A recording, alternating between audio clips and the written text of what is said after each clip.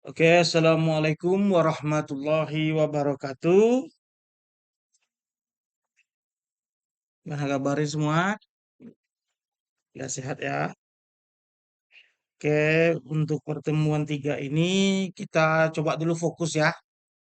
Kemarin Bapak cuma menjelaskan segelintir tentang bagaimana kita memahami secara komprehensif apa itu statistik. Artinya masa lampau yang kita dokumentasikan baik dalam bentuk angka maupun non-angka, baik numerik maupun non-numerik ya.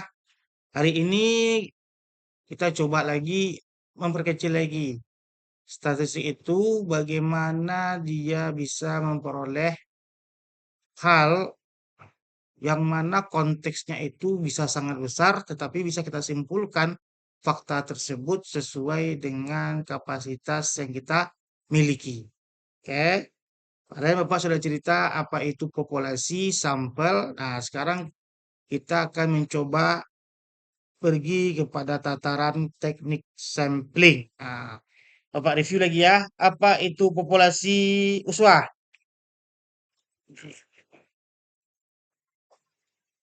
Hmm? Nggak lupa lagi. Apa itu populasi ini?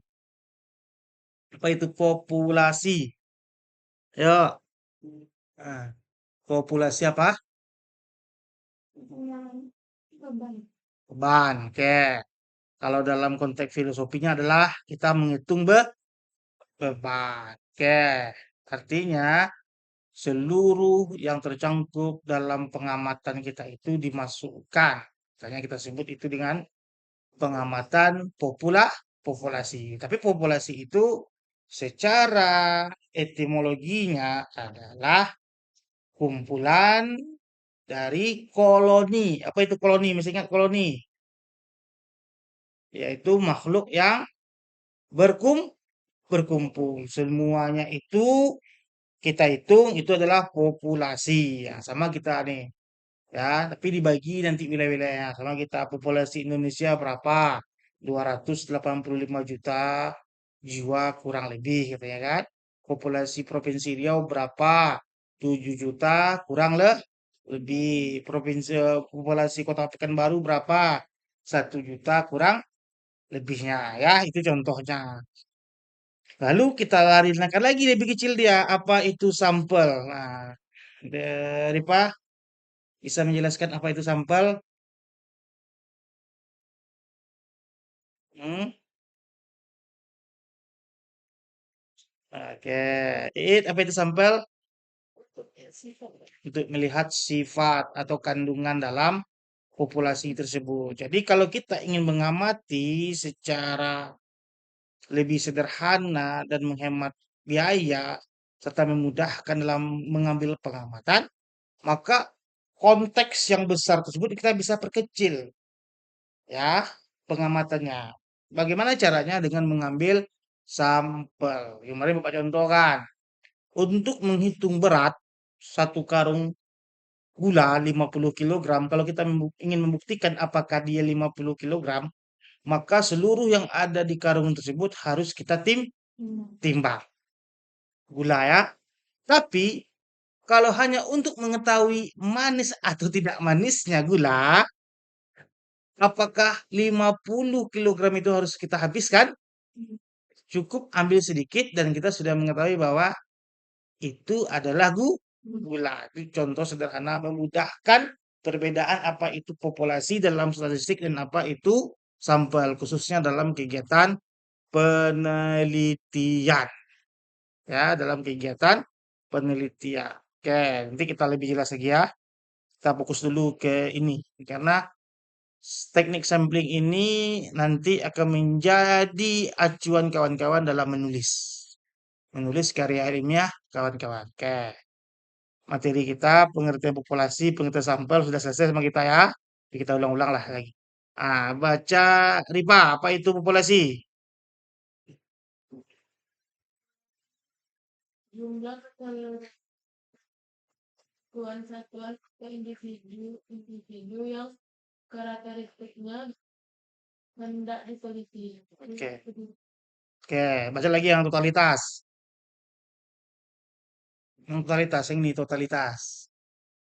Totalitas semua nilai yang mungkin hasil menghitung ataupun pengurangan kualitatif, kuantitatif maupun kualitatif daripada karakteristik tertentu mengenai semua objek yang lengkap dan jelas yang ingin dipelajari sifat-sifatnya. Oke, jadi totalitas kita. Selain ya seperti kiasan tadi yang Bapak sampaikan, populasi itu juga bisa melihat sebuah sifat, tetapi sifatnya itu fungsinya balik juga untuk menghitung beban. Ya, dilihat nih semua sifat nih untuk menghitung beban. Ya, apa contohnya? Besok nih, 2026 mungkin di pertengahan tahun, Indonesia akan melaksanakan sensus ekonomi. Tahu sensus ekonomi? Pernah dengar? Pernah dengar sensus ekonomi? Mengarutnya pernah kerja. Sensus ekonomi itu apa fungsinya? Fungsinya adalah ingin mengetahui karakteristik dari individu-individu yang ada di Indonesia, apakah mereka sebagai pelaku atau pelaku ekonomi atau sebagai pendukung pelaku ekonomi. Apa bedanya, Pak?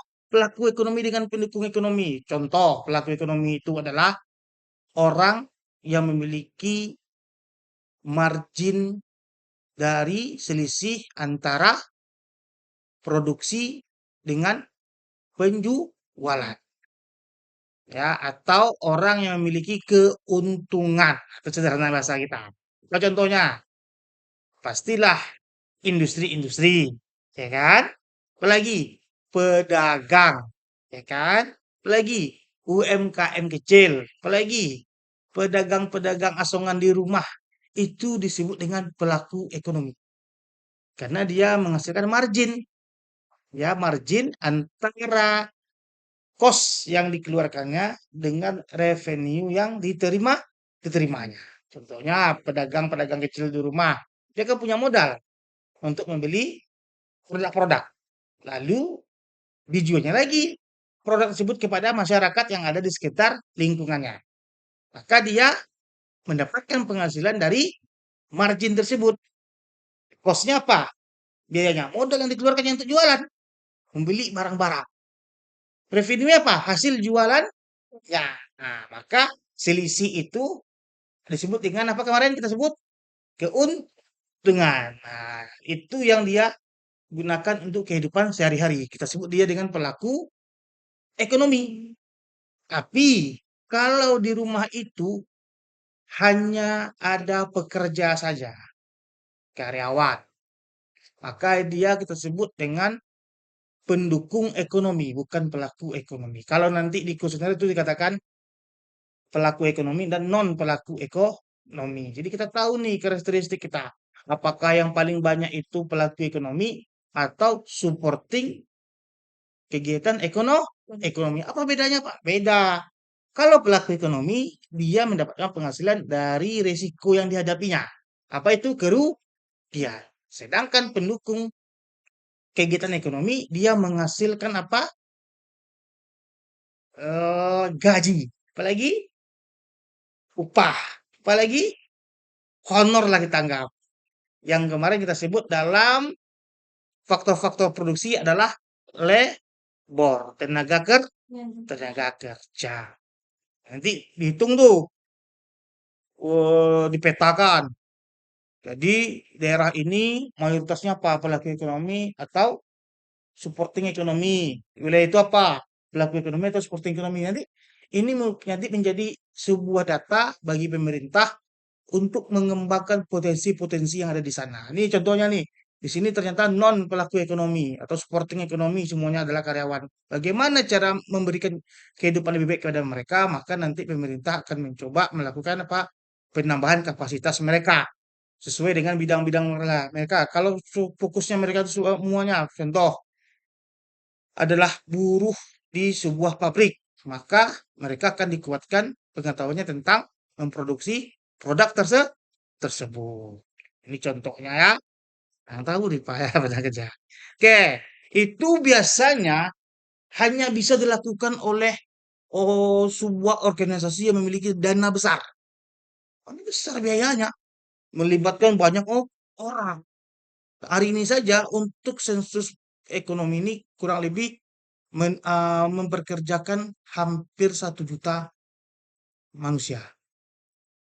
Untuk apa? Untuk kolektor datanya. Atau kita sebut dengan orang yang turun ke lapangan untuk mengumpulkan data tersebut atau enumerator kalau bahasa kegiatan penelitiannya. Itu belum lagi nanti tingkatnya atas lagi, pengumpulan datanya lagi sampai nanti ke ujung penyimpulannya. Ini contohnya. Besok ada lagi tuh tahun 2030 ada lagi sensus penduduk. Menghitung penduduk lagi. Dihitung semua penduduknya lagi. Karena ingat ya, kalau angka 6 di belakang berarti ekonomi. Kalau 0 di belakang berarti penduduk. Kalau nanti ada lagi 3 lagi nih. Kalau 3 di belakang, sensus pertanian.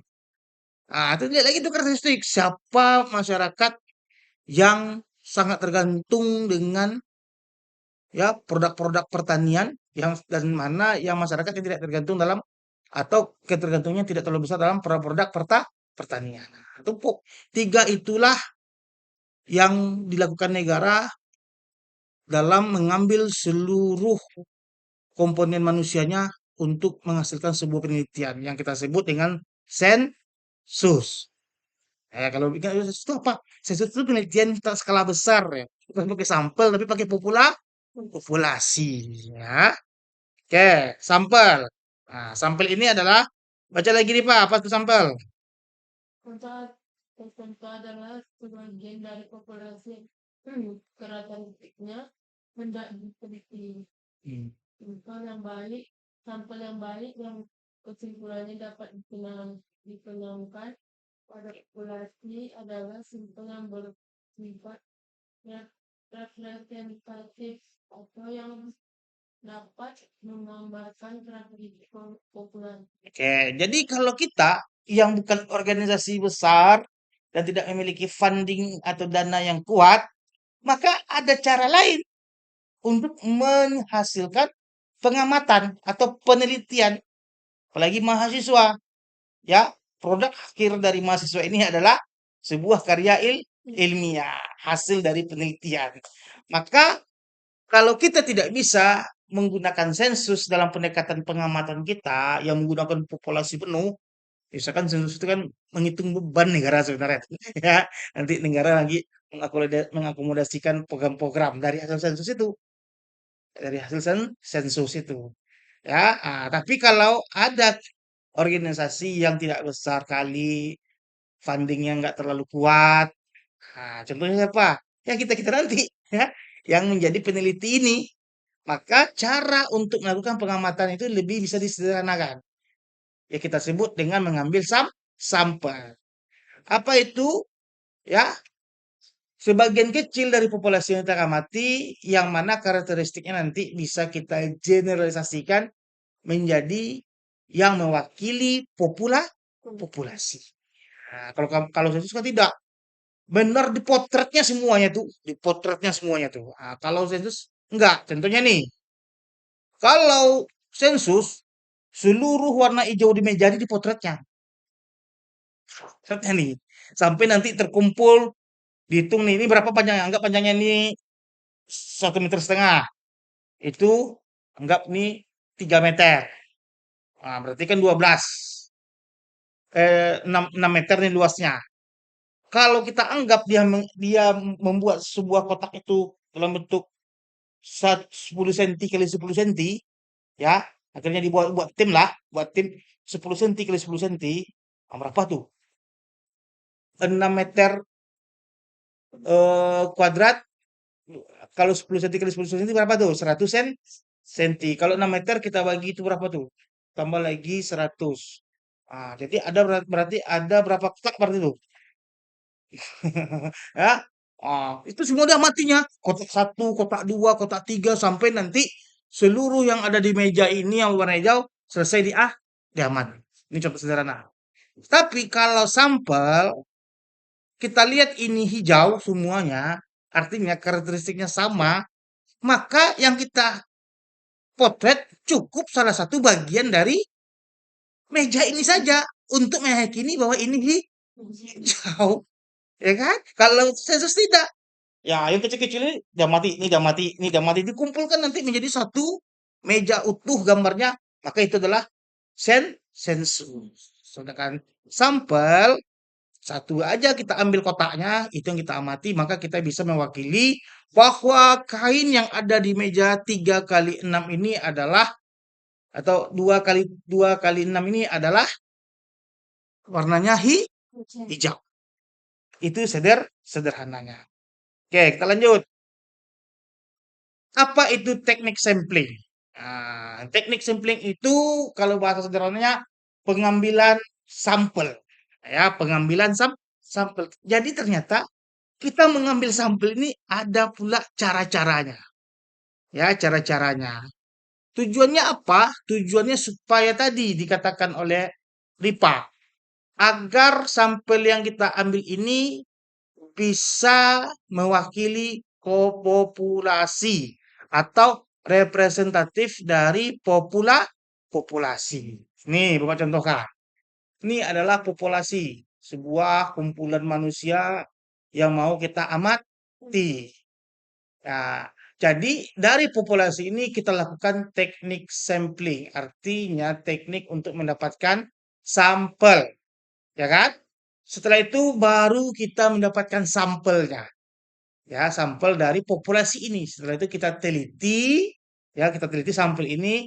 Setelah itu kita menghasilkan yang namanya generalization atau pendapat umum kita dari hasil penelitian yang bersumber dari sampel ini atau sampel kita, ya, yang nantinya akan kita menjadikan hasil ini, hasil dari pengamatan sampel ini sebagai perwakilan dari populasi. Ya, jadi ini sederhananya bagannya kalau kita melihat pentingnya sampel khususnya bagi peneliti-peneliti yang memiliki keterbatasan. Ya, kita semuanya memiliki keterbatasan nih. Ya, cuma negara saja mungkin hari ini yang tidak ada keterbatasan untuk menjadikan populasi itu sebagai pengamatannya. Oke, ada pertanyaan di sini dari bagan ini.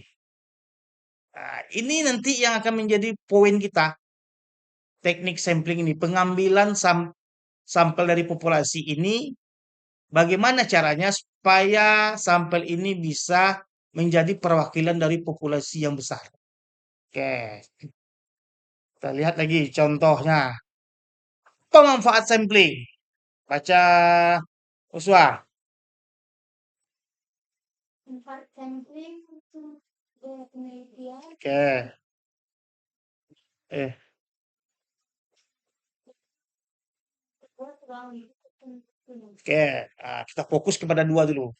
Manfaatnya yang pertama menghemat biaya penelitian. Nah, berarti ini khusus-khusus bagi orang-orang yang memiliki biayanya yang pas-pasan. Nah, ya kan?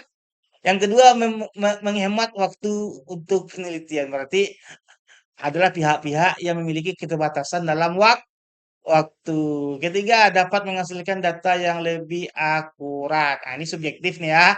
Dapat menghasilkan data yang lebih akurat. Kalau lebih akurat itu adalah data sensus. Tapi kalau kita betul teknik samplingnya, datanya bisa akurat. Yang keempat, memperluas ruang lingkup penelitian. Memperluas ruang lingkup penelitian. Artinya kalau kita bicara sensus, ruang lingkupnya jelas. Kita mengamati semuanya saja.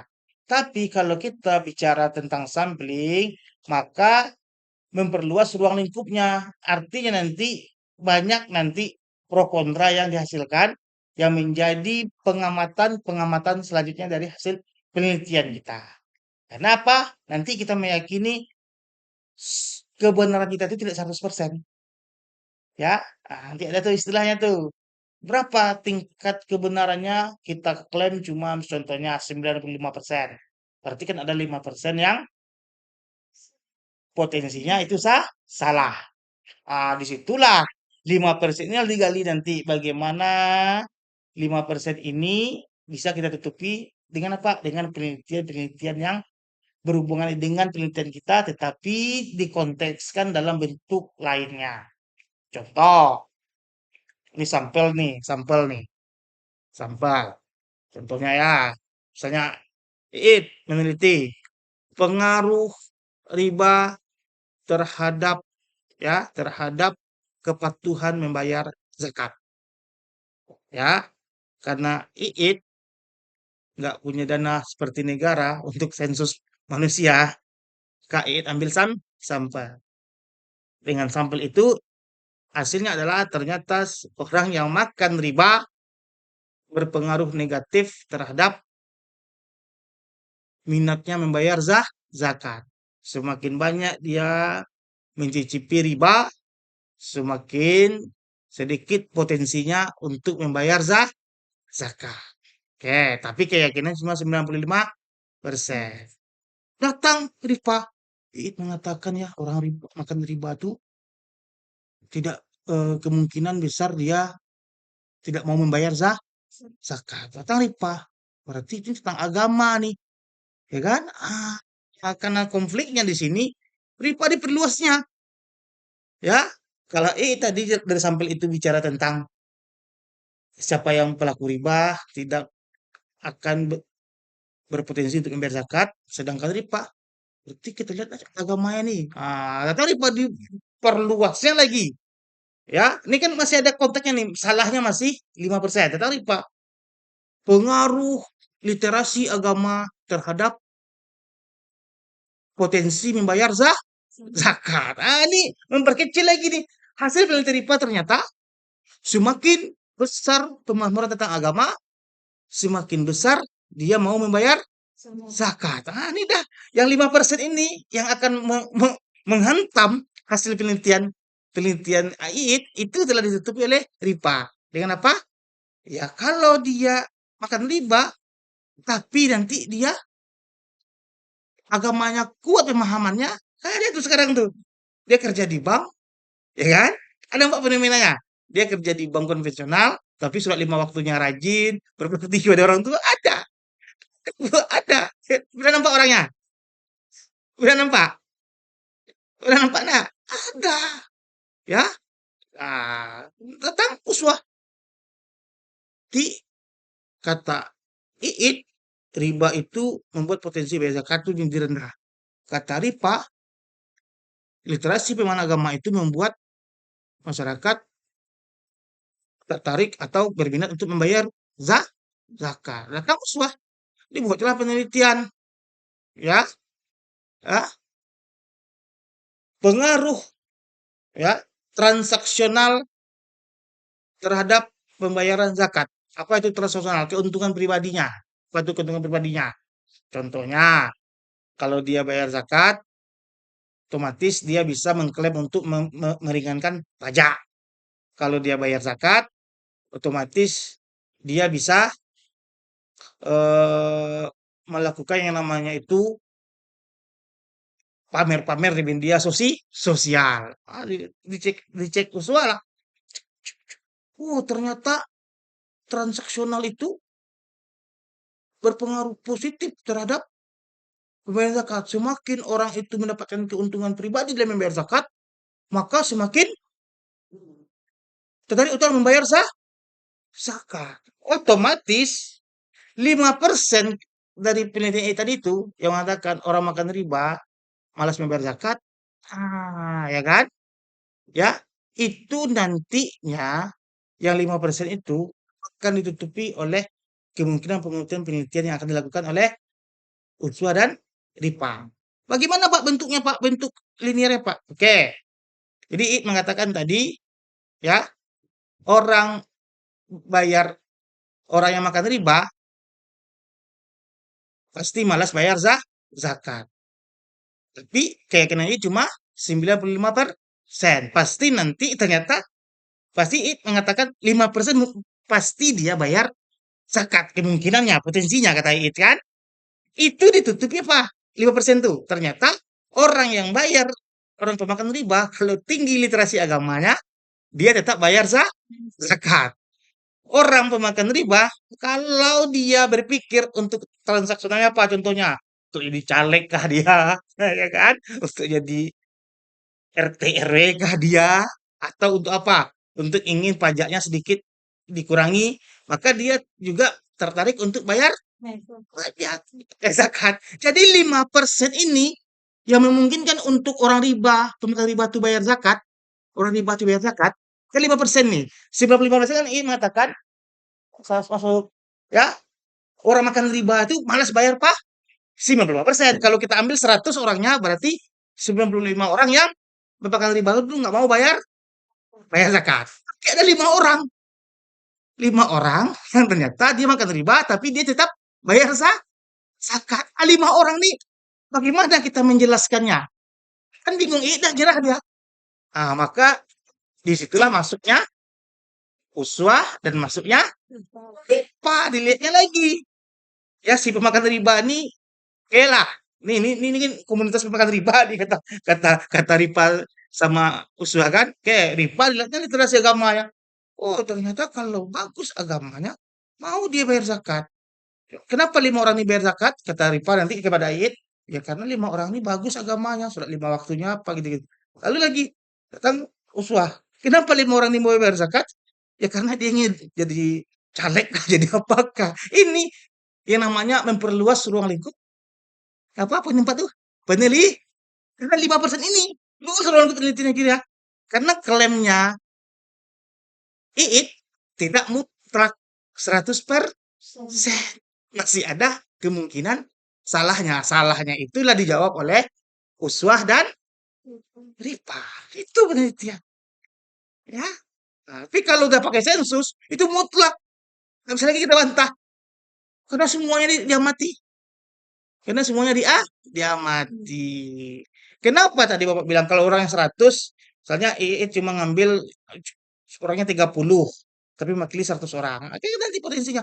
Ya kalau 95 orang yang 100, kalau 90% berarti Iit menjelaskan dari 100 orang ini 95% adalah pemakan riba yang nggak mau bayar zakat. Ada 5 orang nih potensinya yang mau bayar zakat. Itu nanti disampaikan oleh alasannya dia mau bayar zakat oleh Ripa dan oleh Uswa. Itu penelitian. Itu namanya penelitian payung. Jadi nanti, oh terima kasih kata itu kepada Ripa sama Uswa. Telah menjawab pertanyaannya 5% ini. Kan gitu kan. Kenapa orang mau bayar pajak 5%? Harusnya kan kalau sensus mutlak dia 100% kepercayaan kita terhadap sensus tersebut. Nggak ada lagi yang namanya itu celah-celah. Tapi kalau penelitian sampling ada celahnya. Celah itulah nanti yang kita kembang-kembang sampai nantinya bisa menjadi payung yang utuh. Nah, itu contoh penelitian. Itu Bapak jelaskan ya. Nah, sederhana kan? Tapi 5% inilah yang menjadi memperluas ruang lingkup tadi. Ya, karena II tidak berani mengatakan mutlak 100%. Dia berani mutlak. Dia berarti mengeneralisasikan sampel itu 95%. Nah, 5% itulah kita jawab. Dijawab oleh LIPA, dijawab oleh 5% ini kemungkinan dia bayar pajak nih, bayar zakat nih, walaupun dia pemakan riba. Apa ternyata? Ternyata 5% ini adalah orang yang agamanya tinggi. Yang kedua mungkin dia transaksional. Mau jadi caleg kah dia mau mau mau tersebut namanya di masyarakat ya. Itu contoh dari penelitian yang akan kawan-kawan lakukan nanti. Nah, oke. Apa itu syarat-syarat teknik sampling? Nah, baca Halimah dulu, biar fokus sedikit Halimah. Teknik sampling Hmm. boleh dilakukan bila populasi bersifat homogen, homogen atau memiliki karakteristik Yang? yang sama atau setidak-tidaknya hampir sama. Hmm. Oke, lanjut. Hmm. Bila Bila populasi bersifat Nitrogen, nitrogen hmm, sampel yang dia kan dapat bersifat tidak statik atau tidak karakteristik populasi. apa contoh ini? Tadi kan manfaatnya sampling. Sekarang syarat-syarat teknis sampling. Dia meminta populasinya harus homogen. Artinya ya sama bentuknya. Tadi Bapak bilang, nih karung berisi gula 50 gram. Kalau kita melakukan sensus, semua karung tersebut kita timbang. Tak ada satupun yang bisa luput dari timbangan kita. Sedangkan sampling, kita ingin melihat karakteristiknya, kita cukup ambil sedikit dari karung tersebut isinya, lalu kita coba. Kalau dia manis, berarti kita meyakini seluruh isi karung manis. Kenapa isi karung itu seluruhnya manis? Kita yakini karena dia bersifat homogen. Semuanya gula. Apa contohnya nih? Kalau kita mau meneliti manusia, ya manusia kita teliti. Jangan pula kita kombinasikan dengan binatang. Itu contoh sederhananya. Apalagi kalau kita berbicara tentang riba, otomatis yang kita teliti itu siapa? Manusia kan? Tapi ada lagi spesifiknya siapa? Siapa yang dikenakan dengan hukum riba? Siapa yang dikenakan dengan hukum riba? Islam. Oh, Islam berarti yang kita amati adalah Islam. Jangan di luar Islam kita amat. Nah, itu homogen. Berarti apa sifat homogennya? Sama manusia. Kedua, agamanya Islam. Nah, itu contoh homogen. Kalau kita campur dengan agama lain, maka nanti tidak bisa menggambarkan ya karakteristik populasi. Ya kan? Artinya kalau kita bicara riba, berarti kita ingin mengambil populasinya adalah umat maka sampel kita juga harus umat Islam, jangan umat lain karena nanti tidak mewakili representatifnya itu. Itulah ya. Nah, harus paham itu. Ya, contohnya lagi. Kita mau melihat nih pengaruh pengaruh ya emot atau emot elektronik mod. Ada istilah sekarang emot. Emot itu bukan imut itu ya. Emot. Artinya mulutnya itu dari elektronik. Siapa itu? Influencer. Ya, influencer. Oke, pengaruh influencer dalam memasarkan produk kosmetik. Kosmetik. Siapa itu influencer? Orang yang memiliki follower tinggi di media sosial. Ya, bisa mungkin kalau kita sepakati lah. K-nya itu 100 lah. 100K dia punya follower. Nah, itu yang kita anggap influencer. Sekarang kita lihat nih pengaruhnya dalam ya membeli ya mengkonsumsi produk X kosmetik. Oke, pertama populasi apa itu? Pasti Manusia. manusia. Tapi kalau kita bicara kosmetik, siapa lagi? Perempuan. Perempuan, nggak mungkin laki-laki, influencer laki-laki ngomong kosmetik. Yakin mau nggak orang beli? Yakin orang beli? Laki-laki nih ngomong dia kosmetik. Oh ini kosmetiknya bagus loh. Lihat, lihat kulit aku cerah, cerah kata dia. Hah? Ada. Tapi yakin nggak? Yakin. Yakin? Hah? Dari sincere banget. Ya, Dibuat juga. beda, bedakan influencer dengan dokter. Oh. Ah, influencer itu kan ya kayak orang-orang biasa, tapi karena dia sering konten, Pak, dia follower tinggi. Yakin nggak mau? Laki-laki yang bukan dokter, bukan spesialis bunga-bunga, tapi dia influencer aja. Dia mempromosikan make up. Mau nggak kita beli? Ada Pak. Manja cepet. Itu berarti standar errornya, ya kan? Ah, ya kan standar errornya. Tapi secara umum, mau orang logika sederhana aja kan? Iklan-iklan di TV, ada nggak laki-laki mempromosikan bedak perempuan? Ada, kan? Artisnya pasti perempuan yang cantik kan dipakainya. Berarti populasinya apa? Perempuan. Berarti influencer yang kita cari adalah influencer Ya. perempuan. Lalu kita lihat apakah dia pernah nggak mempromosikan produk itu. Nah, kita lihat nanti pengaruhnya terhadap perempuan lagi yang menggunakan produk itu. Carilah perempuan. Tapi Pak, saya Pak mau pakai yang laki-laki Pak, tampilnya. Berarti itu apa? Heterogen. Nggak mungkin karena sifat laki-laki nggak mungkin berso bersolek, ya kan? Berarti itu apa tadi? Tidak bisa mewakili dari populasi. Marah orang nanti dibilang 95% laki-laki itu tertarik membeli kosmetik. Marah laki-laki nanti.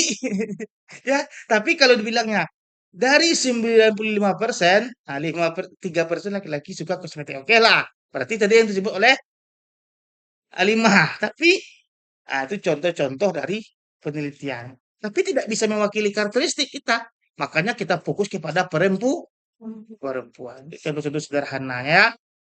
Kenapa perlu syaratnya adalah bersifat homogen dari populasi tersebut supaya bisa mewakili representatif dari populasi. Itu nanti ya akan kita bahas. Ya. Ada pertanyaan di sini? Ada, silakan. Lanjut. Lanjut. Lanjut. Oke. Jenis teknik sampling. Ada teknik sampling, random sampling, ada teknik non-random sampling. Random itu sama dengan artinya acak. Sama dengan artinya rambang. Jadi kalau ada bahasa nanti acak, rambang, random berarti sama.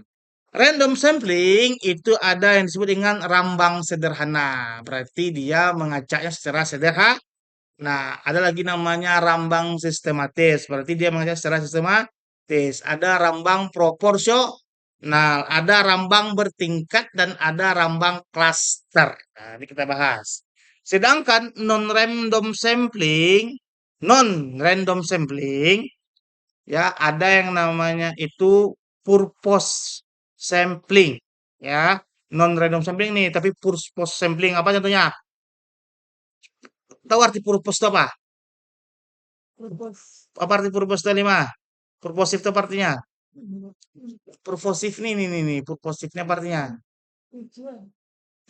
Tujuan. Jadi samplingnya ada yang kita tuju orangnya, berarti dia kita sebut dengan non random sampling. Ada lagi snowball sampling. Apa itu? Samplingnya seperti bola salju. Semakin berputar dia semakin besar. Artinya nanti ada teknik-tekniknya. Ada lagi quote sampling. Nah, kita kotakan saja.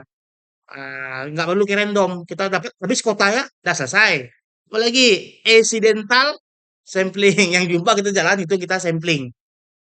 Nah, ini kita ceritakan satu. Kita pergi dulu ke random sampling. Random sampling itu adalah teknik yang dilakukan untuk mengambil sampel tapi dengan cara mengacak dari populasi yang ada. Contohnya, siapa yang pernah lihat pengundian di TV-TV?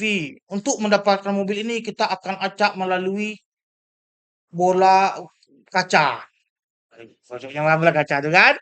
Nanti dia pilih satu, ya kan? Bacanya. Nah, itu contoh dari random sampling. Nah, mengacak dia, acaknya namanya satu. Ya, oke, tapi itu gambar sederhana kita mengambilnya. Mau kita lihat lagi jenis-jenisnya. Salah Bapak. Ini ya. Teknik sampling secara rambang sederhana. Ini paling populer dipakai dalam proses penarikan sampling. Ya, bagaimana caranya? Masuk. Peneliti harus mengetahui jumlah responden yang ada dalam populasi penelitian. Sampling ini memiliki bias terkecil dan generalisasi. Ya, bagaimana bentuk teknik sampling secara sederhana ini? Ya, kita ambil aja secara acak tadi. Contohnya tadi Bapak bilang, ini undian. Datang orang, ya diambil putar-putar aja. Apa yang dapat itu yang diambil. Siapa pernah ikut jalan santai? Hah? Nah, usah lihat tuh. Di kocoknya diambil. Sederhana. Enggak banyak-banyak gaya. Banyak-banyak gaya enggak? Silakan. Banyak gaya enggak? Harus gini-gini lu. Harus lari-lari ke enggak kan? Ini kotaknya ini isinya diputar-putar atau nggak diputar kok nggak masalah. Langsung ambil aja nggak masalah. Nggak masalah ya. Bagaimana cara random sampling ini? Syaratnya pertama, ukuran populasi harus terhingga. Nah, itu artinya terhingga nih. Ada batas populasi yang bersifat konseptual atau teoris dapat dikategorikan pada populasi tak terhingga. Ya, jadi populasinya itu populasi yang tak terkonsep kita, ya, tak ada teori-teori kita, ya, artinya kita ambil aja semau kita. Oh, dari 1 juta orang tuh Pak, saya pakai yang sederhana aja Pak. Ya, oke, saya ingin ambil yang 10 aja saya ambil Pak, nggak masalah. Saya mau ambil yang 200 Pak, nggak masalah. Ya, tapi nanti bagaimana kita meyakini ya bahwa hasilnya itu bisa mewakili populasi penting ya. Nah, yang kedua anggota populasi haruslah bersifat homo homogen. Jadi contohnya tadi tentang riba. Berarti kita cari adalah manusia dia dan yang kedua harus mau Islam. Nah, cari aja lah orang yang mau. Kalau kalau Iit mau ngambil 100 dari 1 juta orang itu orang Pekanbaru ya sekitar 1 juta nih jumlahnya nih. Anggaplah umat Islam 85%. Jadi 850 ribu, ribu. Iit mau ambil 100 nih. Intinya Iit tanya, Islam? Kita bikin baru, ya, jawablah pertanyaan. Gitu ya, ya. Gak pakai cara-cara lain dia. Intinya terpenuhi namanya populasi homogen. Oke, cara lain mengambil sampel secara acak ialah dengan menggunakan tabel bilangan acak. Tabel bilangan acak. Biasanya ini kalau kita ingin lebih terstruktur. Contohnya nih, misalnya kawan-kawan kita nih, kita urutkan dia pakai apa? Kita mau meneliti nih kelas kita nih. Karena takut nantinya ada kawan yang kita tanya dan kita tanya tersinggung, kita pakai bilangan acak. Saya ambil bilangan acaknya yang ganjil ya, contohnya. Berarti yang nomor 1 di absennya nomor 3, nomor 5, nomor 7, dan seterusnya yang ganjil. Itu yang kita gunakan untuk sampel. Nah, ya, bilangan bilangan acak sesuai hati kita menepatinya ya. Oke. Ini lagi, setelah acak, kita coba teknik sampling secara sistema sistematis. Prosedur ini berupa pendidikan sampel dengan cara mengambil setiap kasus yang sekian dari daftar populasi. Apa ini artinya nih Pak? Ya, oke.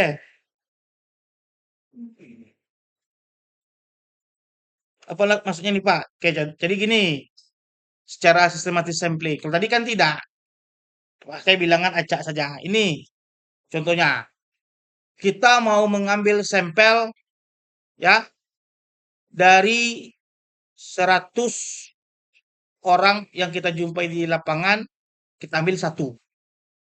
100 orang lagi yang kita jumpai ambil di lapangan, kita ambil 1. Bagaimana contohnya? Nah, kalau sederhana gini contohnya nih. Kita kumpulkan kelompok-kelompok, ya kan? Atau kita kita kelompokkan populasi tersebut. Kalau populasi tersebut ada misalnya, nih contohnya di Kota Pekanbaru ada 15 kecamatan. Ada 15 kecamatan. 15 kecamatan itu tadi kita bicara riba, kita ambilkan 100. Ya kan? Kita bagilah 100 itu bagi 15. Berapa dia dapatnya? 100 bagi 15. 6 atau 7 orang. 6 atau 7 orang. 6 7 orang itu kita lihat kecamatannya lagi. Kalau kecamatannya punya 10 kelurahan, berarti ada yang tidak dapat kelurahannya sampai. Nah, kita pilihlah 7 ya kelurahan dari 10 kelurahan. Yang tadi kita ambil di kecamatan adalah 6. Bagaimana caranya? Bisa kita urutkan dari kelurahan 1 sampai kelurahan 7. Intinya ada cara pengambilannya. Ya, ada kita jelaskan. Dari 850.000 penduduk umat Islam di Pekanbaru, kira-kira kita hitkan, saya menggunakan random sampling sistematis, yaitu saya bagi di 15 kecamatan dan mendapatkan masing-masing kecamatan itu 6 atau 7 sampai. Dari 6 7 sampai itu saya bagi lagi ya dengan jumlah kelurahannya. Kalau kelurahannya isinya cuma 6 atau 7, maka masing-masing kelurahan dapat kalau kelurahannya lebih dari 7, maka ada yang nggak dapat. Nah, maka dikatakan iit, kalau yang lebih dari 7 maka saya urut aja sesuai dengan abjad kelurahannya namanya. Jadi 1 sampai 7 itu yang saya ambil satu orang manusia di sana untuk menjadi sampel. Artinya ada sistematis yang kita ceritakan. Kalau tadi kan tidak sederhana. Kita nggak perlu cerita sistematis. Intinya ini bukan baru. Sampai nampak di jalan kita tanya Islam, Islam. Udah. Langsung kita kerja. Itu contoh sederhananya. Tapi ini kadang-kadang eh menjadi sebuah dilema kalau nanti kita bicara nanti ada nanti rumus Lovin, ada nanti rumus Hare, ya. Nah, nanti kita cerita itu nanti ya. Kalau tapi caranya seperti ini nanti. Nah, oke, cara pengambilan sampelnya. Nah, ini contohnya ya cara pengambilan sampelnya. Jadi pokoknya ada sistematis caranya, ya. Caranya sistematis. Nah, ini bisa dibaca. Kalau Bapak ini kan contohkan seperti itu. Dari 100 yang diteliti dari 850.000 umat Islam di Kota Pekanbaru kira-kira kata Iit kan dari hasil data yang didapatkannya diambil 100 orang. Kalau sederhana tadi siapapun yang nampak di jalan ditanya Iit. Kalau bisa kawan-kawannya aja supaya nggak pusing-pusing. Ya kan? Nggak keluarkan biaya, cari dikumpulkan kawannya 100, ya kan? Teleponnya, "Woi kumpul lah sini ya, aku mau ada acara nih." "Acara apa, It?" "Ulang tahun," gitu kan. Kita makan-makan, ternyata pas datang mereka dikasih It kuesioner. "Apa nih, It?" "Bantulah," katanya gitu kan. Bisa, itu sederhana. Ah, tapi kalau sistematis ada caranya. Kita jelaskanlah caranya tersebut. Kita buat ya secara sistematis. Kalau di 100 kita bagikan per wilayah, per satu kecamatan ada 6 atau 7. Kita bagi per kelurahan lagi. Nah, berarti per kelurahannya satu orang contohnya. Tapi dia kelurahan ini satu orang. Tanya nih, kamu tinggal di mana? Kamu kelurahan ini? Enggak. Oh, enggak bisa. Kamu kan lama ya. Lah, lama. Kita coba. Nanti besok di eh, ekonomi trika akan kita coba ya terjun ke lapangan. Oke, oke, kita lanjut. Teknik sampling secara rambang proporsional. Ah, baca dulu Zahra dengan suara Zahra. Teknik sampling secara rambang proporsional jika populasi terdiri dari subpopulasi, maka sampel penelitian diambil dari setiap subpopulasi. Adapun cara pengambilannya dapat dilakukan secara undian maupun sistematis. Nah, undian tadi adalah cara sederhana. Sedangkan sistematis tadi kita buat cara apa itu subpopulasi tersebut. Oke, jadi Iit kan meneliti ya pemakan riba terhadap apa minatnya membayar zakat. Nah, jadi Iit melihat lagi, oke, secara general sampelnya sudah orang Islam. Oke, nah, 100 nih. Tapi Iit harus lihat siapakah yang paling banyak memakai bank. Apakah anak SMP, anak SMA, orang kuliahan, mahasiswa, atau entrepreneur, atau pekerja. Disebutkan lagi sama itu orang-orang yang tersebut. Nah, berarti dari 100 ini saya harus bisa mendapatkan misalnya kalau It mau ada 5 nih, siapa enggak, SMP sekarang sudah ada bank kan?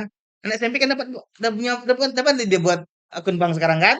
SMP, SMA, anak kuliahan, pegawai kantoran, dan entrepreneur. Nah, atau pegawai lah entrepreneur. Nah, dari 100 ini Iit sepakat membuat 5, 10, 20, 20. 20 anak SMP dicarinya, 20 SMA SMA lulusannya, 20 kuliah. 20 sedang kuliah, 20 menjadi pegawai masuknya ya, 20 menjadi entrepreneur. Dijelaskan Iit. Nah, dari 100 ini saya bagi 5 mereka sampelnya. Nah, maka Iit mencari ujung-ujungnya apa? Terus tanya dulu. Dia mencari 20 orang yang sedang SMP, 20 orang yang sedang di SMA, 20 orang yang sedang kuliah. Kalau kita bagi rata aja lah ya. Apalagi 20 orang yang menjadi 20 orang yang menjadi entrepreneur. Nah, itu pusing It. Kalau dia mengambil pakai proporsional ya. Itu contohnya. Ada sub-sub populasinya lagi. Ini ada populasi nih, sub-subnya lagi. Jadi nanti ini saya jelaskan. Ternyata ya, tadi yang paling ya berdampak ya terhadap ingin membayar zakat itu adalah pada sukana orangnya. Hmm. Tapi biasanya itu eh, tidak terlalu kita amati kali. Di ujung-ujungnya jarang lah kita amati ya. Ujung-ujungnya nanti pakai sederhana juga. Di sederhana nanti ada namanya itu identifikasi responden. Nah, di situ nanti kita tahu di berapa responden kita yang banyak yang kita jumpai. Pakai sederhana juga ujung-ujungnya itu nanti. Nah, di situ kita tanya nanti, "Kecamatan apa?" Ini. Jadi ini enak pas kita tabulasikan datanya, ternyata yang banyak kita temui responden adalah misalnya entrepreneur. Nah, jadi nanti bisa bisa kategorinya adalah ternyata yang menjadi pemain itu adalah banyak kan entrepreneur. Nah, itulah sederhana ya bahasanya ya. Tapi kalau ini cara merepotkan diri lagi. Tambah repot diri kita, itu tambah senang biasanya pembimbingnya. Ya, tambah repot. Nah, kalau Bapak nggak usah repot. Intinya sesuai dengan konteksnya, sesuai dengan homogennya.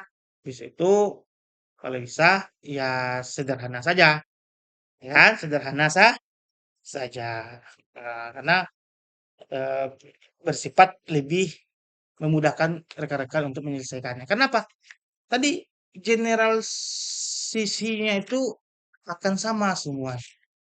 Ya akan sah dengan catatan populasinya harus homogen. Ya, samplingnya itu harus homogen. Jadi populasinya riba itu yang terkena umat Islam, berarti yang kita ambil samplingnya adalah umat Islam. Oke, kita lanjut lagi. Cara random sampling bertingkat. Nah, apa ini? Nih, bagaimana bentuknya nih? Cara random sampling bertingkat. Nah, kita fokus ke poin ketiga. Ya, sampling ini banyak digunakan untuk mempelajari karakteristik yang berbeda. Misalnya di sekolah ada kelas 1, kelas 2, kelas 3. Atau responden dapat dibedakan menurut jenis kelamin laki-laki dan perempuan. Ya, artinya bertingkat. Ya, artinya bertingkat.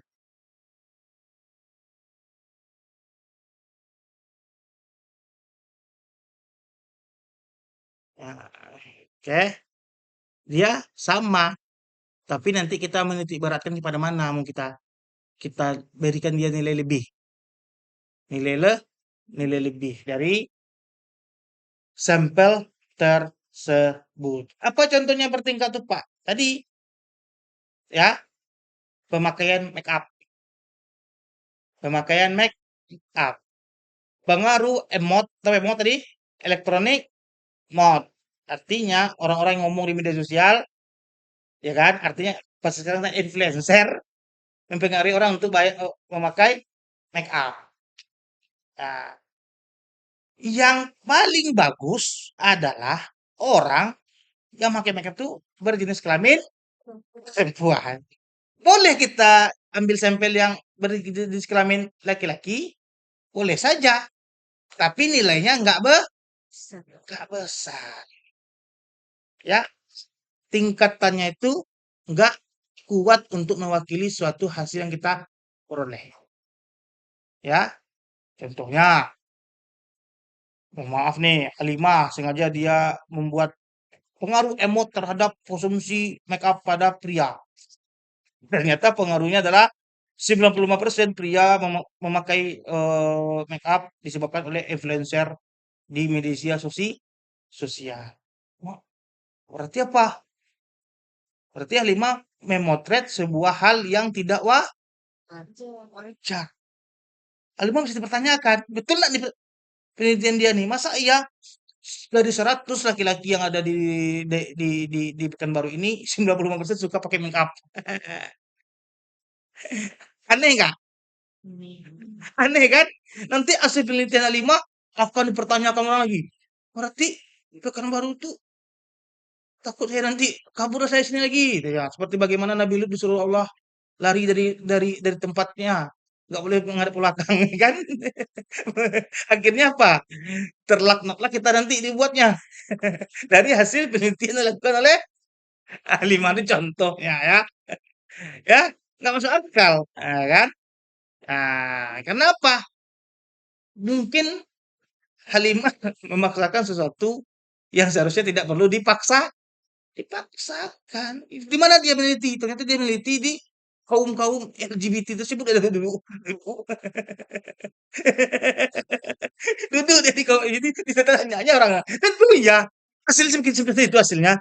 100 sampling itu ternyata putih semua. Itu yang digeneralisasikan Halimah menjadi apa? Mewakili Pekanbaru. Marah loh orang. Marah nggak orang? Iya. Marah. Nah, itu contohnya nggak masuk akal di pikiran kita. Oke, ini contohnya ya. Nah, Kak, boleh nggak Pak? Boleh yang laki-laki juga kita apakan, tapi jangan yang menjadi tujuan utama kita. Kecuali nggak dapat lagi kita sampel.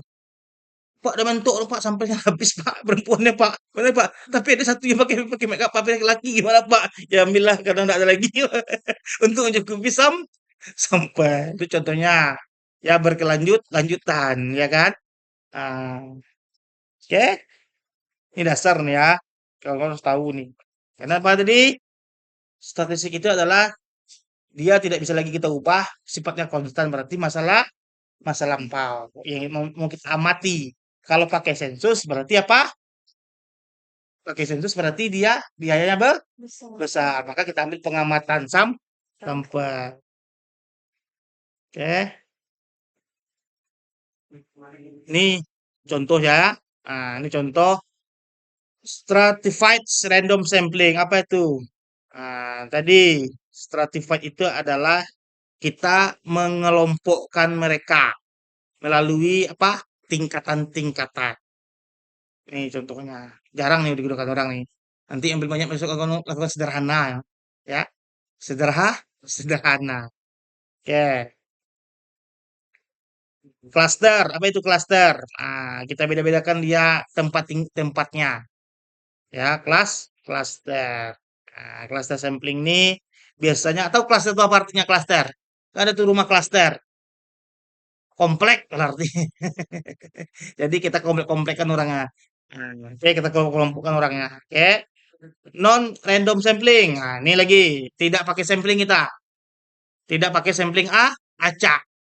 Berarti pakai random kita. Apa contohnya? Purposing sampling atau judgmental sampling.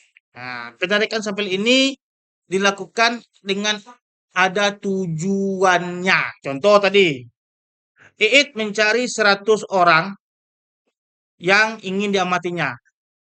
Kan tadi kan bersifat homogen saja.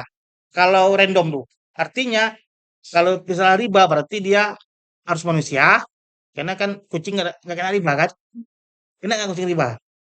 Enggak kan? Berarti harus manusia. Yang kedua harus orang is. Tapi Iit mau pakai yang namanya purpose. Berarti apa? Pakai bank tertentu contohnya. Yaitu nasabah atau pemakai riba dari bank tertentu. Itu nggak lagi sampling yang Iit lagi. Dengan jumlah nominal tabungan sekian. Itu udah jelas tuh. Berarti Iit udah jelas cari tujuannya. Ini. Atau paling sederhana saja, random sampling, non random samplingnya itu dilakukan di mana? Di contohnya orang-orang yang kata sering duduk di bank atau dilakukan di mana? Di tempat yang menjadi ke pusat hiburan anak muda. Itu nggak random sampling lagi itu. Harus kita cari orangnya, ya harus kita cari orangnya. Sederhana gini ya. Contohnya, kita cari 100 responden. Tapi kata Iit, ini nggak acak ya. Maksudnya nggak acak gimana nih katanya ke kawan-kawannya. Pertama, dia harus menjadi pelaku riba dan menggunakan bank A. Yang kedua, Pak, saldonya harus minimal sekian. Kan nggak sederhana lagi, nggak sistematis lagi. Kita nggak lihat lagi secara namanya nggak, tapi kita tanya dulu secara mendalam. Kita sudah wawancara dulu, kalau nggak sesuai dengan karakteristik kita, nggak jadi kita jadikan sampel. Itu agak repot. Agak agak repot. Ya, padahal kita sudah wawancara. Tapi karena nggak sesuai dengan tujuan kita, nggak jadi. Biasanya itu non random sampling. Bisa kita lakukan, bisa. Tapi harus berikhtiarnya lebih kuat. Apalagi snowball sampling, penarikan sampel secara bola salju. Baca Uswa. Memberikan proses pengambilan sampel dengan cara tabung jamur berarti dari unit 1 dan unit lain. Yang kedua menjadi satu unit yang lainnya. Poin kedua, baca 5. Penarikan sampel bola ini dilakukan dengan menentukan sampel pertama. Sampel berikutnya ditentukan berdasarkan informasi dari sampel pertama. Sampel ketiga ditentukan berdasarkan informasi dari sampel kedua. Dan seterusnya sehingga jumlah sampel semakin besar selama terjadi efek bola salju. Oke, apa contohnya Pak?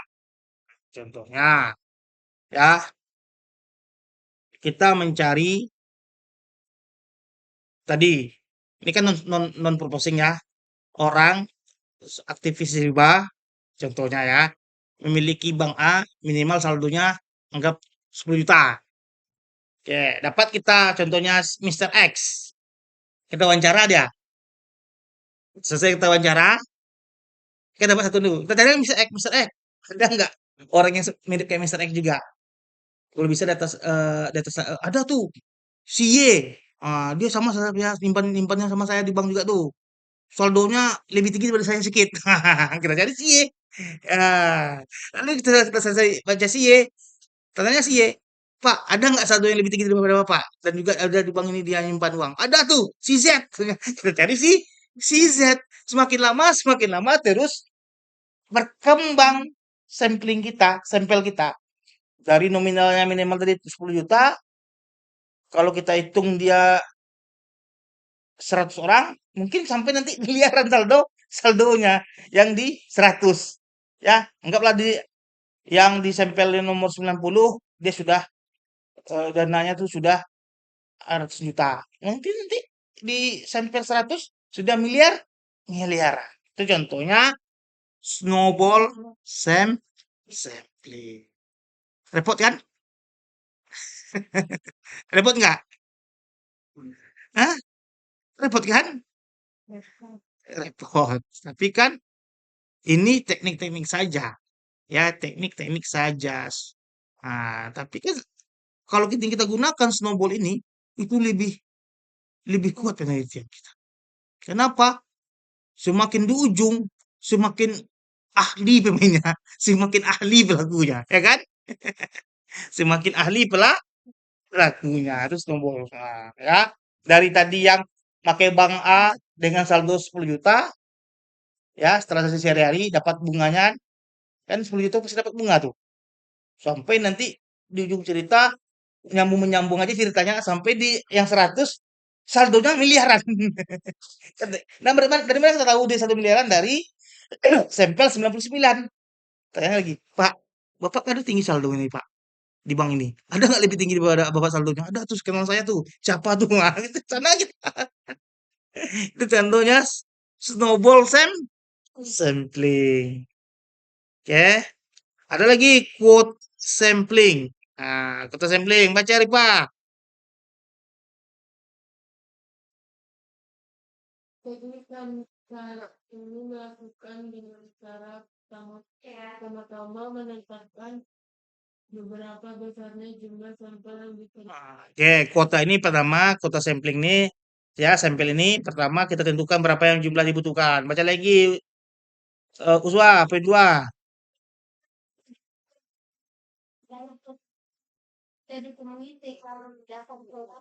pengumpulan data. Oke, yang mudah ditemui sehingga memudahkan proses pengumpulan data. Oke, baca lagi ketiga, kelima. Kemudian menetapkan banyaknya data atau kuantum, Ku- apakah data atau kuantum Ya, itulah yang dijadikan dasar untuk mengambil unit sampel yang diperlukan. oke. Baca lagi terakhir, Zahra, Anggota 4.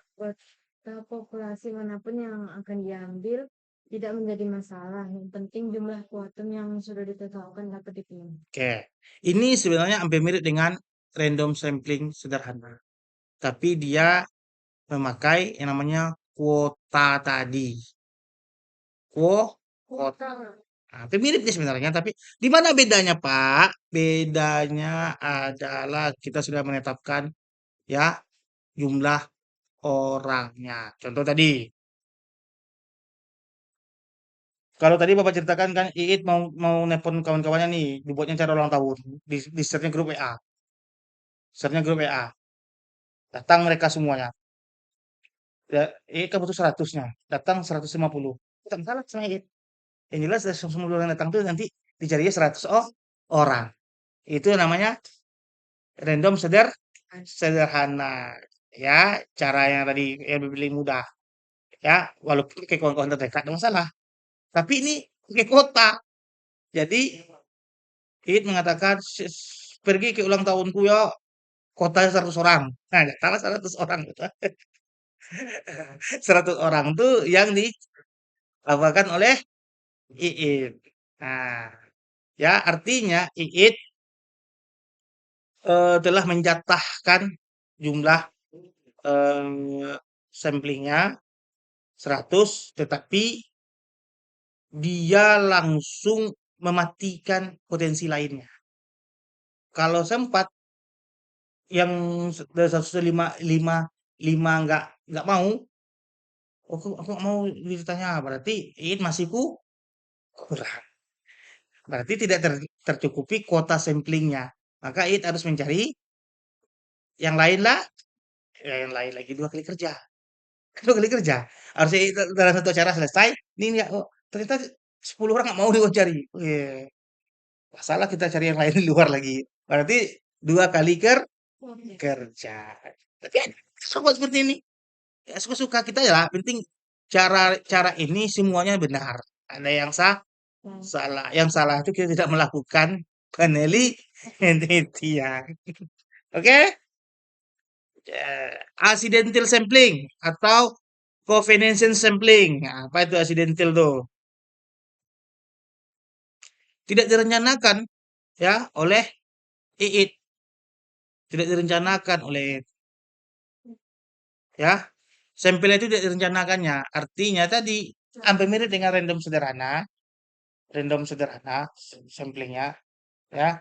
Tapi ini lebih condong kepada accidental. Apa itu?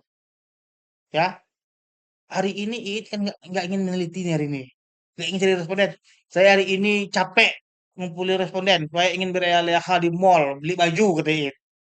Ternyata, denger Iit, kita bisa jadi responden nih. Langsung nih, niatnya pertama nggak ingin, langsung tapi karena berubah niat di tengah jalan, karena nampak ini cocok responden nih.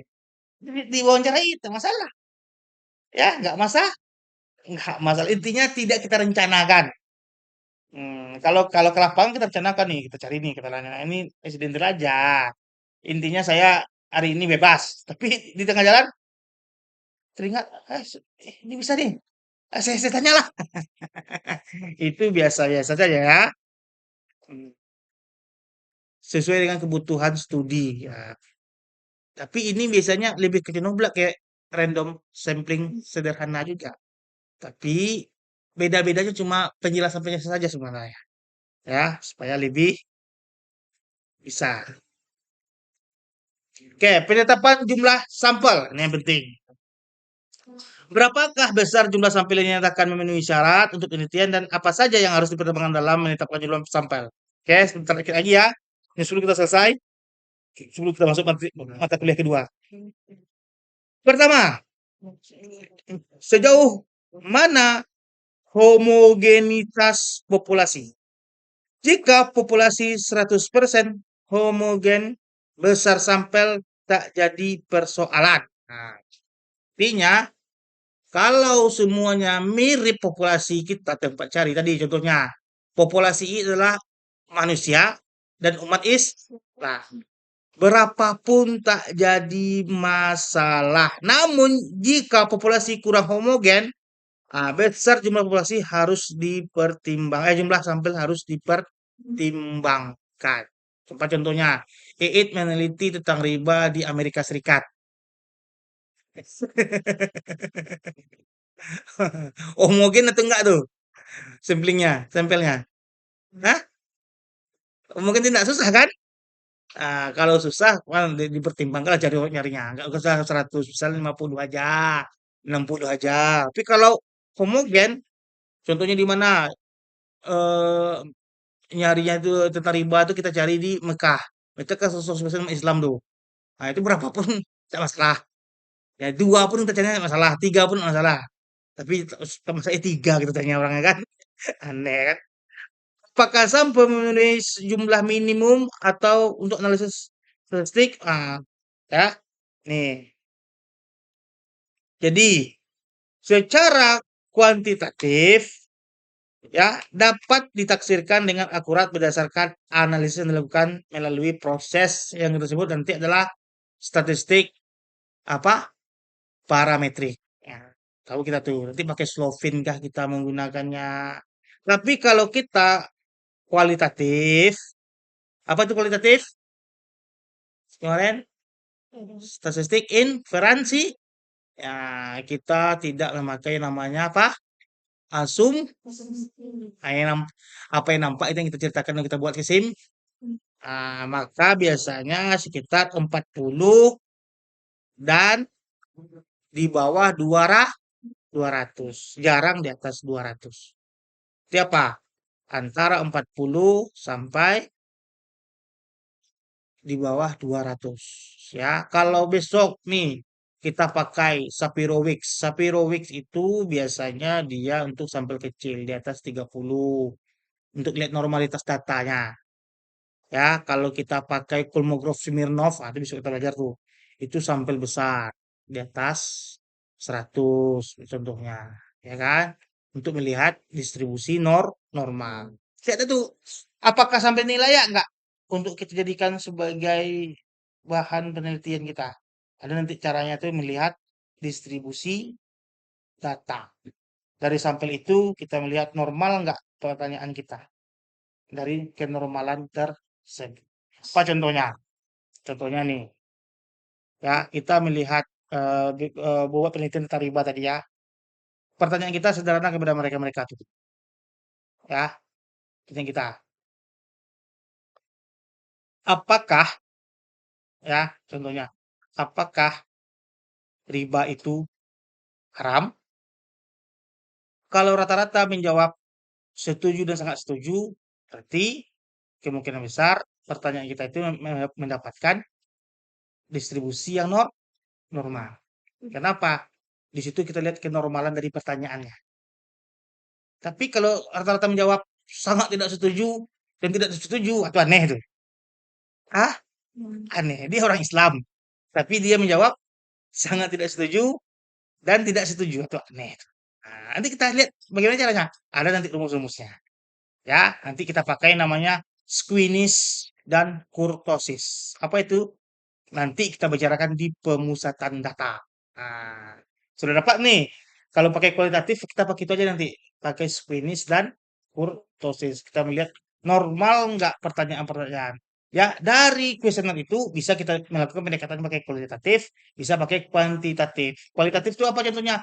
Ya, kita lihat ini berapa banyak orang yang tidak setuju, berapa banyak orang yang setuju, berapa banyak yang ragu-ragu. Dari situ kita lihat nanti presentasinya. Atau kita sebut kemarin adalah non parametrik atau inferensial. Non parametrik itu kita nggak pakai asumsi, tapi kita pakai angka-angka. Misalnya sekitar 30% masyarakat pemakan riba itu malas bayar zakat. Tapi kita pakai yang namanya tuh rata-rata, cuma non parametrik.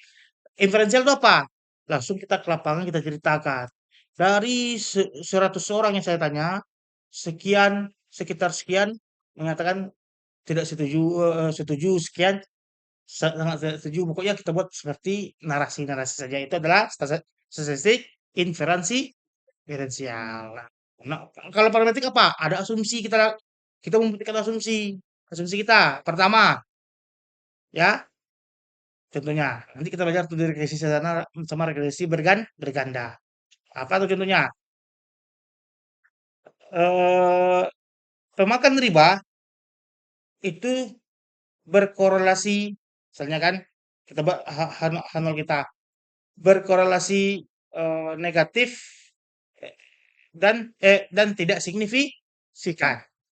Kedua, H1 kita pemakan riba berkorelasi negatif dan signifikan. Dari mana kita tahu dia ini berkorelasi negatif? Asumsi kita dari teori-teori sebelumnya. Teori-teori sebelumnya yang mengatakan adalah orang makan riba itu biasanya hatinya itu apa? Terjadi gejolak-gejolak karena dia seperti setan, ya kan? Setan, dia kan udah semakin dia makan riba, semakin dia akan majnun kan? Orang majnun mungkin dia tidak berpikir waras. Sedangkan orang waras itu yang harusnya bisa dan ingin membayar zakat. Nah, dari teori itu, dari mana Al-Quran? Ah, ya kan? Orang orang gila mau nggak bayar zakat? Kan dijelaskan kemarin kan? Pemakan riba itu seperti orang yang ah, orang yang gila. Oke, ya. Jadi bagaimana kita melihat sampel itu? Paling sederhananya nanti kawan-kawan, ya sampel itu kita gunakan yang namanya nanti semuanya pilihan ya, pilihan. Ya, nanti ada namanya teori Slovin, ada namanya nanti teori Hertz. Kalau Hertz itu dia minta sampel itu di atas 100.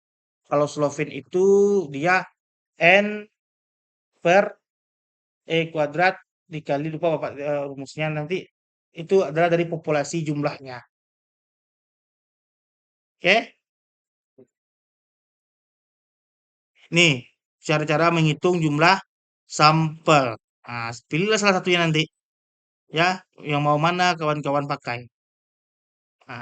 Oke. Ini rumus-rumusnya. Ini rumusnya.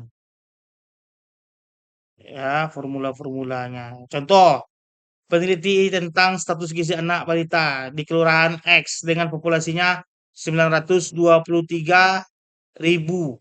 Nah, prevalensi gizi kurang tidak diketahui. Tentukan besar sampel L yang harus diambil bila dikehendaki.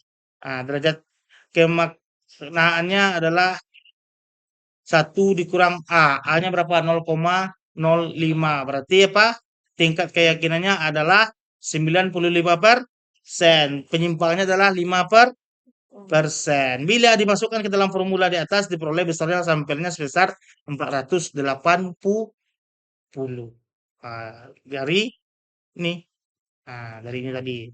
Ya, dari rumus ini. Yaitu D penyimpangan 0,05 ya. Nah, sampelnya N sampelnya. Nah, inilah sekitar ini secara matematika. Nanti kita cari lihat ya. Nah, ini lagi, ini yang biasa dipakai. Ya, ini rumus Slovin. Untuk populasi kecil di bawah 10.000 ya. Formulanya adalah sama dengan N dibagi 1 ditambah N dikali D kuadrat atau E kuadrat. Nah, ya, tingkat kepercayaan. Nah, ini lagi banyak cara-caranya ya. Bisa dicari masing-masing. Oke, ada pertanyaan? Cukup? Cukup. Oke, nanti 10.30 kita masuk ke mata kuliah kedua kita yaitu bahasa Indonesia. Nanti Bapak share slide-nya.